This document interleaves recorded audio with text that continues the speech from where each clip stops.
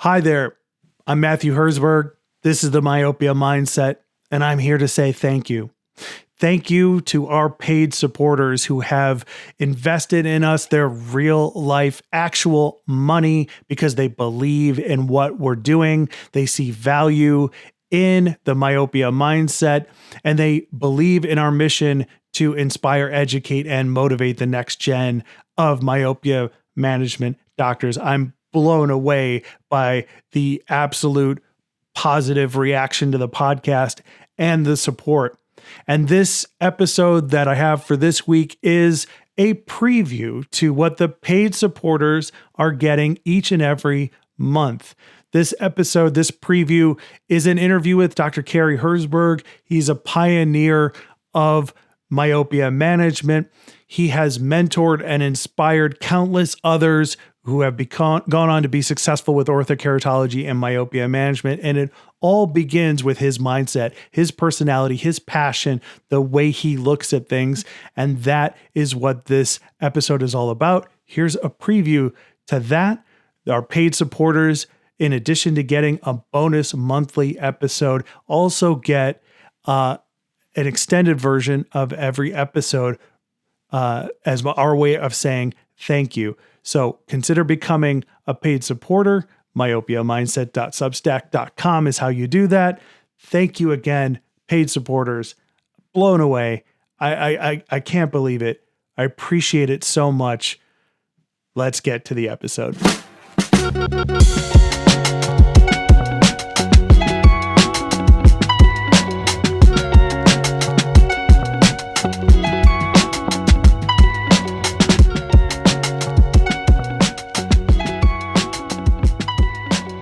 All right, welcome to the Myopia Mindset. And if you're listening to this, then you are listening to, I don't know what we're going to call it, like our subscriber series or our patron series or supporter series. The point is, if you're listening to this episode, this is part of my weekly discussions with my dad, Dr. Cary Herzberg. And this is for supporters of the Myopia Mindset who believe in what we're doing. And I have the benefit of, being the son of one of the greatest legends in myopia management and Ortho-K. And he and we talk every single week about this stuff. We love it. And I was like, hey, Cary, let's turn on the mics and record these discussions. And let's have this be like a weekly shot in the arm for our listeners who support us. Your weekly motivation will also deliver perspective, educational content. And that is the whole point of these extra episodes of the Myopia Mindset. So, Cary Herzberg, welcome to the program. Well, thanks, Matt. It's great to be here. Yeah. And if you don't know who Cary Herzberg is, he's been in practice for over 50 years, and 40 of those years he's been doing myopia management and Ortho-K. He's one of the founders of the American Academy of Orthokeratology and Myopia Control, and its founding president. He's a past president of the international group and a core part of the process that formed the international myopia management and Ortho-K community. He is responsible for directly and indirectly influencing so many people in our industry. There's many super successful orthokeratologists who cite Cary Herzberg as being not just an inspiration, but having a direct role in their path to success and their development of their myopia mindset. So I figured the best way for us to start our special weekly conversations is let's delve deep into what Cary Herzberg's myopia mindset is. Because, Cary, wouldn't you agree that the myopia mindset is unique to a certain set of doctors in our industry? Yeah, unfortunately, yeah, it's not universal by any means, but and that's some of the specialness about it. I guess it's been we've been like lone people out there forever. Yeah, as far as calling to our colleagues to start picking up on this myopia thing. I mean, you talk about the very beginnings of this thing back in the early '80s. There was nobody talking about this. So, that's I guess where this all begins, where this discussion really starts, is the inception of what this, in my unique experience, what this meant for me. Yeah. So, I mean, I would also add that the myopia mindset is almost as unique to each of you as it is a fingerprint to each individual. Like there are definitely commonalities in the myopia mindset of docs who are successful at ortho-K and myopia management. But the most interesting thing to me is that each one of those doctors has a unique flavor or flair or experience that has helped shape their unique myopia mindset. It isn't just like, hey, follow these sets of rules. Everybody does it the same. You come out with the Right. same conclusions. You'll meet myopia experts and ortho-K doctors who you'd be like, I don't know how this person, succeeds with this particular aspect of their practice, but they do. And that's one of the greatest things about our community is a lot of these docs are very open and willing to share it.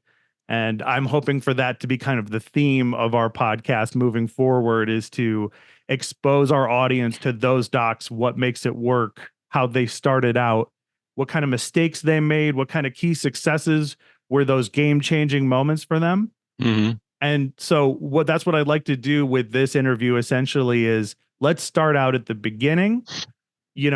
How did you find out about ortho-K and myopia management? What did your practice look like back Yeah. then? Yeah. My dad was an optometrist, so was my grandfather, and they were. It wasn't a GP lens then; it was a PMMA lens. It didn't breathe oxygen at all. It was a very the material, these plastics that were used in like airplane windshield in World War II. So they were fitting those lenses. That was the contact lens industry. In fact, I later became the president of the National Eye Research Foundation. It was Newton Wesley who founded that group that actually had the patent on the original corneal contact lens. Prior to that, there were sclerals, which were large lenses. In the 1800s, they were made of glass.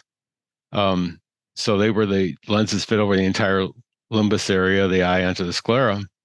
And so, but the corneal lens became unique and with Tui and Newton's patent. So my dad was, as was that era, they were very skilled at fitting these PMA lenses, which is really something because no oxygen permeability. So, these things go way back enough that we remember the fact that some of us used to see these old PMA wearers, the lenses would last 25, 30 years, and the lenses we'd often joke the lenses would look great, but the corneas look like trash. It's like they didn't look good at all. You had to rehab a cornea after they wore these lenses. So that was a unique experience with that.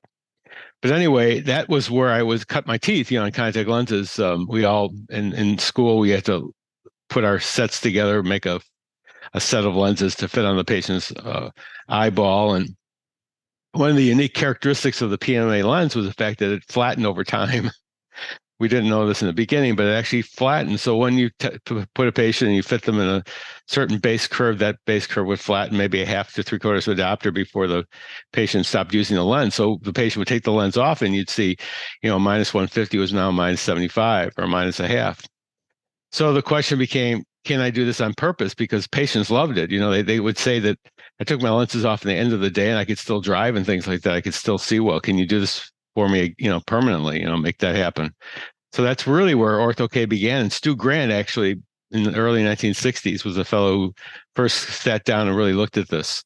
So that's where we saw the beginnings of that. And I also noticed through time that my PMA wearers were just doing better. The soft lenses came out in the early 1970s, the Czechoslovakian patent, the Bausch and Lomb lens. And those patients then started wearing soft lenses in the 70s and then into the 80s. And I would notice that my rigid lens wearers would be doing better physically. They'd be seeing better, over time than my soft lens wearers. And so it became a point about discovering why, what was happening, what was the unique process that was causing this unique change in the eye that these patients were thriving better. Just doing better. I grew up, in optometry, cutting my teeth in the preventive care model, and so Hippocratic oath says do no harm. So it was alien to me to watch patients' vision deteriorate over time, to see a patient continually progress in myopia, and when we're talking about this, we're talking about the early '80s. This was a unique time.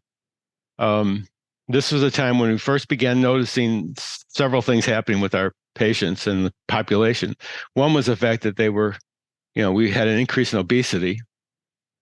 The other thing was that at the same time, diabetes was stepping up, increasing in incidence, and we had myopia. All three of these things were going, and throughout the 80s, no one really had the guts really to come out and call this as it was, because they were afraid they'd be wrong. But maybe just a trend they were just looking at one misleading side of it. And it wasn't until the 90s that they actually came and started discovering that what it was happening was that there was a whole big change in the workplace, with the IBM work desktops that come out in the early 80s, and our patients were having different, the different ways that they handle their job at work. The interesting thing about this also at the same time, and all these ingredients came together, was the fact that when a patient got through college, we generally didn't see them again until they got to be in their 40s, when they needed reading glasses. In other words, their prescription stayed really stable. We had to encourage them to come and let's check your, the retina and make sure it's healthy. But the patients weren't coming in that often because they didn't have changes in prescription after the near point college work was done. Their eyes were pretty stable, and it wasn't until they started losing the close work in their 40s that we'd actually start seeing them again. Well, what was happening in the 80s that I was noticing was that my patients were suddenly coming in every 6 months for evaluations, which was really something. This was like a sea change. This is something that you'd have to really kind of wonder what's going on here. Why are these patients coming in, more often for checkups?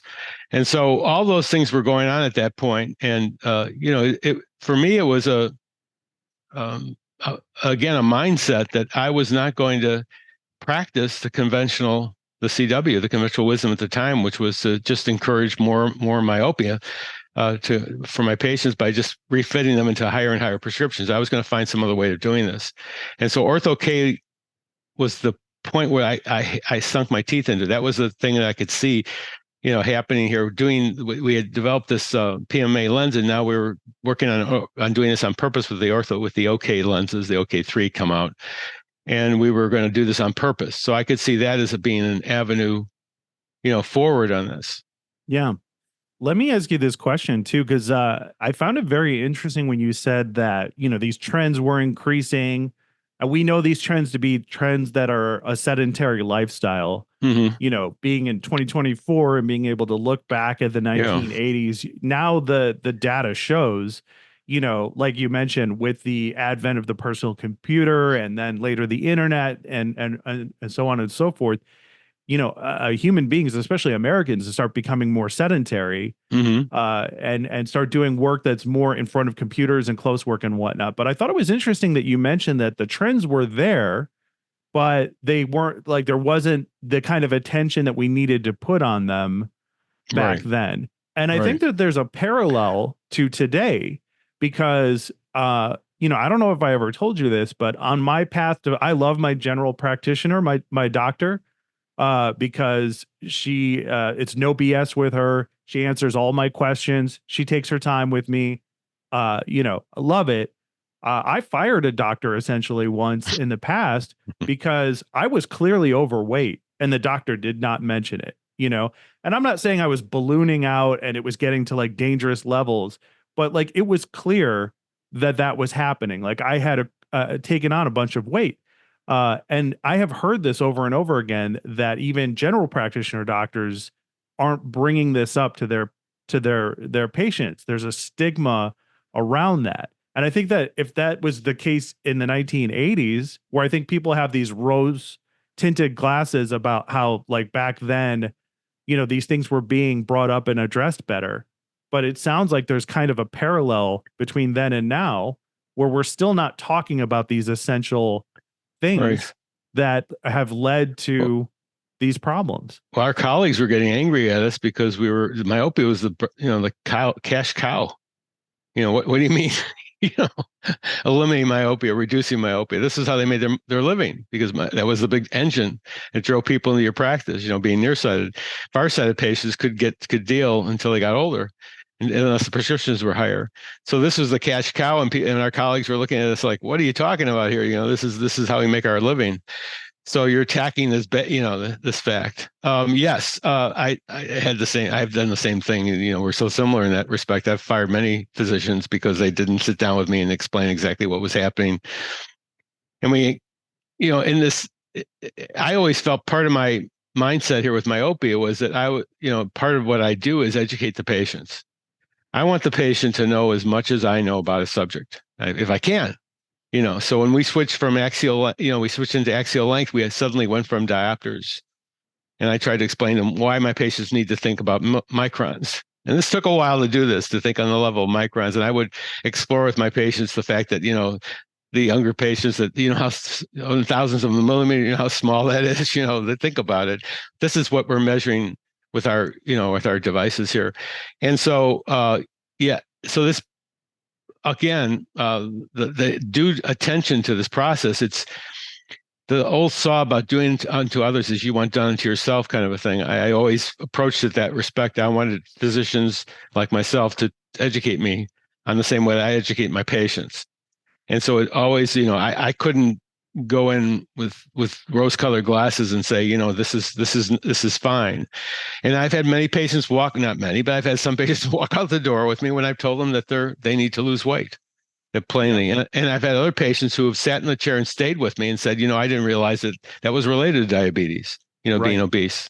Right. Yeah, and that's kind of my point, though. Is I'm really glad that you brought it up, because I think that is kind of the origin of the myopia mindset, is that you are not going to let these things stand anymore. You are going to be that advocate for the patient and their parent, which I'm sure we'll get into a little bit later in this conversation. But I want to point that out as a key feature that I have noticed in many of the doctors and myopia coordinators that I've worked with over the last 20 years, where it's like Paul Levine, past president of the AAOMC.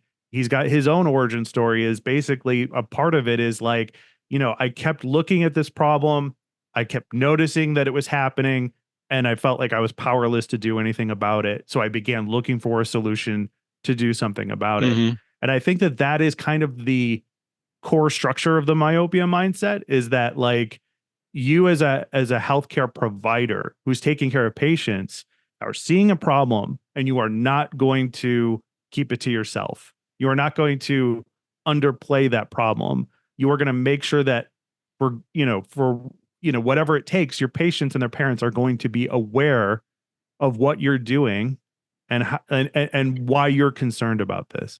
There's an interesting thing that at the same time that was going on as we're talking here, and it was on our institutions of optometry, the research that was being done. Most of that was with the conventional dialogue at the time was the fact that this was all genetics, right? That you're nearsighted because of genetics. And that's kind of like a get out of jail free card for for us, because it says it's not your responsibility. It's going to be genetics. So what? And this was we as clinicians knew this wasn't true, but this was something promoted from the top tiers of education, from our top people. I won't name names, but all those people who are talking that way now are now reverse themselves, are now on the other side of it. But it wasn't then. We as clinicians had to argue about this because we were seeing in our practice patients that were exhibiting myopia that didn't have any parental history and started at a very young age and developed very high prescriptions very quickly. And this is definitely not genetics. This was something else entirely. So we knew we were dealing with a different animal here. But the frustrating part was that we were not hearing that. It wasn't reinforced. It took a decade or more to get the change. Right. And so here we were out in this environment, using a system at the time, Ortho-K, for that alone. Now you've got many other ways you can do this, and being criticized by our colleagues because what are you doing to these corneas? This is, you can't do this, or you're causing. They would say you're causing spherical aberration. This is terrible. How could you do this on purpose? Well, it turned out that spherical aberration was the key factor in controlling myopia. But if we hadn't persisted through that, there were about 100 of us in this group, hadn't persisted in making this happen, you wouldn't have had this.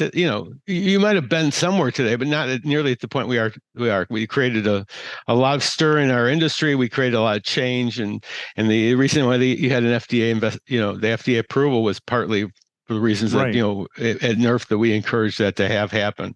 Yeah, it had to be done. In fact, and we can go into that at some point.